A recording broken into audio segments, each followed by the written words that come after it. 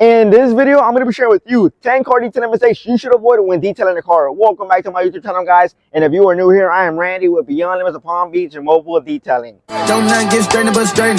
Don't not get strained but strained.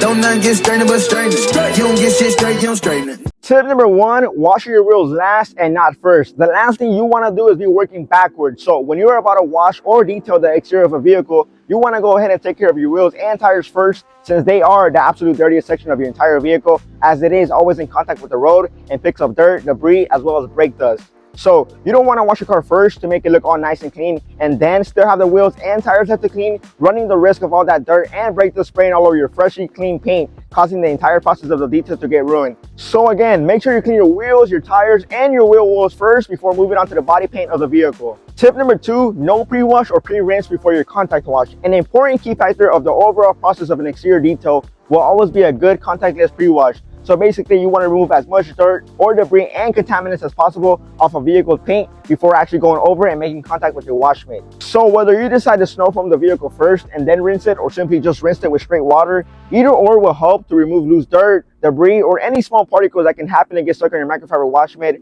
and rub against the paint, causing it to scratch or scrape the paint when executing the contact wash. By simply adding a pre-wash or pre-rinse into your detailing process, you minimize the risk of scratching or damaging the paintwork in your following steps. So again, make sure you pre-wash or pre-rinse your vehicle before any actual contact with your paintwork. Tip number three, using a non-detailing soap or shampoo on your vehicle. So when you wash your car, it is not as simple as using your dish soap from, say, your home kitchen on your vehicle's paint. While many average car owners at home may do this, this is absolutely wrong and extremely bad for your paint. The entire reason it is labeled dish soap is because it's meant to clean dishes, not cars. There is a reason why different products are made and specified for different things. Dishwashing liquid is very good at removing grease from your pots and pans. Using it on your car will remove any wax or sealants from your paint, leaving the clear coat exposed to elements, running the risk of eventually ruining the paint. Car soaps or shampoos are designed to either maintain any protection already on the paint or leave the wax on the car, allowing it to protect your finish. Now, in the car detailing industry, the only time a detailer will use something like Dawn dish soap is to purposely remove and strip off any wax or any form of protection of a vehicle's paint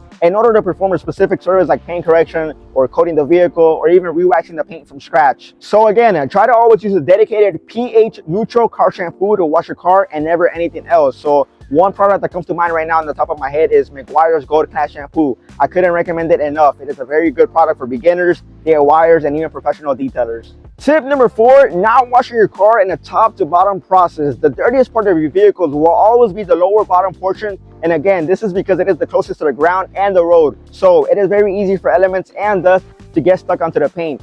What you want to do is take care of the top portion of the vehicle first, all of the other areas as well, and leave the bottom section for last. That way you do not bring any of the bottom debris onto the rest of the vehicle and get rid of it then and there at the very last with typically a separate wash mitt as well. So as you're washing the car, you want to be cleaning it and not dirtying it anymore. So remember to start from the very top and work your way down to the bottom and clean the bottom at the very end. Tip number five, allowing soap or water to dry on your paint. So when you're washing your car, you never want to let any soap or even water dry on the paint, as this is what creates water spots. You want to make sure you either rinse the soap off thoroughly or dry the vehicle accordingly, and even retouch the paint afterwards with something like a quick detailer to get rid of any recently created water spots. Not taking steps like these will result in water spots baking onto the paint and becoming permanent, leading to later having to do a more thorough job just to get rid of them, like polishing. So remember, don't let any water dry on your paint, and if you are looking for a product that gives you a 10 to 15 minute window after you have rinsed your vehicle without having to worry about any water spots drying onto your car's paint, check out my video, How to Wash Your Car in Direct Sunlight, where I go over it into details. Link will be in the description. Oh, tip number six, using any towels to dry your paint. The last thing you want to do after you finish cleaning and washing your car is to go ahead and dry the surface with something like a kitchen, a bath, or even a beach towel that can seriously create swirls or scratches on your vehicle's clear coat. Like tip number two with the soap, what you want to do is use a proper towel, and for this, a microfiber towel is the way to go. Microfiber towels are not abrasive in nature, therefore clean microfiber towels will not scratch your car's paint. Tip number seven, cross-contaminating your towels. So when it comes to detailing, you want to make sure to always use different towels for different sections of the car. Just like washing the bottom section of your car last, you do not want to use a towel that you use, say, on your wheels, later on your glass, or even the car's paint. You want to make sure to designate different towels for different purposes, and you always want to use the same towels for the same thing. So for example, you could have different color of towels, and each color can help you specify what is meant to clean. So maybe a green towel could be meant only for your windows, a yellow towel for only the paint, and a gray towel for only the wheels. You get the idea. Tip number 8, reusing any microfiber towels or wash mitts you dropped onto the floor. So microfiber towels tend to pick up any and all bits of debris, no matter how small particles may be. They are very good at absorbing, so when you drop onto the floor, even if you clean it well, there may be tons of smaller pieces of debris that you couldn't get to or see. For a towel, it is best to throw it away and move on, as you don't want to run the risk of scratching a vehicle's paint when using it. And for a microfiber wash mitt, it is pretty much the same. You can try your best to clean it even with a pressure washer or your grit guard, but honestly, you have to ask yourself, is it worth it? After all, you will be using it to make contact with the entire vehicle surface, but again, it can all depend on how bad it got and if it can pull through. So you go ahead and make the decision yourself. Now, tip number 9, adding a fragrance or a scent into a customer's vehicle without letting them know.